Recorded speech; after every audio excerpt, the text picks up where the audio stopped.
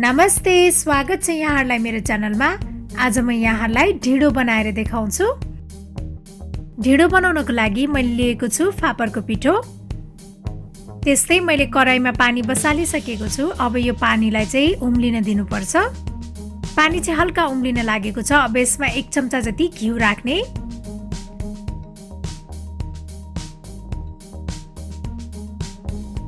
पानी चाहिँ उम्लिसकेको छ। अब यसमा चाहिँ थोरै गर्दै फापरको पिठो राख्दै यसलाई चाहिँ चलाउँदै जानुपर्छ।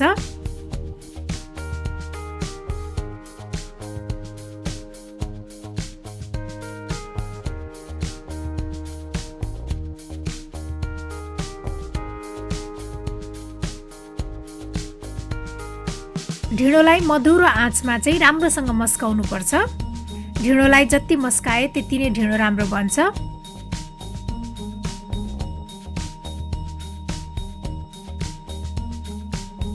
म चाहिँ यो ढिडोलाई 5 मिनेट जति कभर गरेर पकाउँछु। यसो गर्दाखेरि चाहिँ यो राम्रोसँग पाक्छ।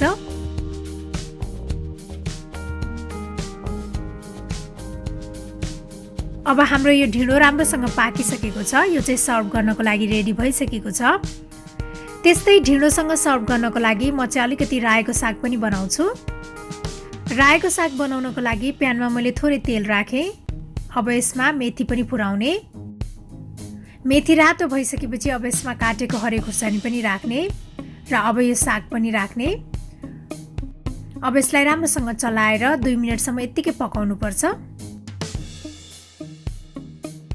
साग यत्तिको भइसकेपछि अब यसमा मसिनो पारेर पिसेको अदुवा र थोरै नुन राख्ने र अब यसलाई एकपटक मिक्स गर्ने।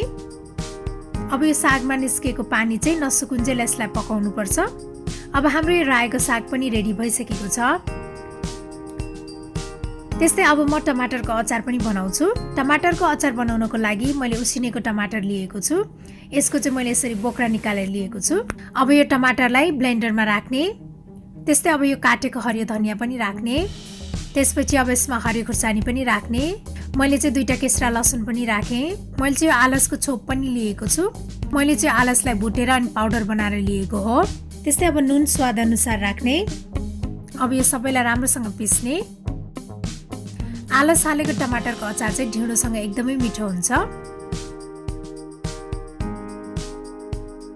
अब हाम्रो यो टमाटरको अचार पनि रेडी भइसकेको छ। त्यस्तै मैले ढिडोसँग सर्भ गर्नको लागि लोकल कुखुराको झोल पनि बनाएको छु। यदि यहाँहरूलाई लोकल कुखुराको झोल बनाउने डिटेल रेसिपी चाहिन्छ भने मैले डिस्क्रिप्सन बक्समा रेसिपी सेयर गरेको छु। मैले चाहिँ ढिडोलाई यसरी सर्भ गरेको छु।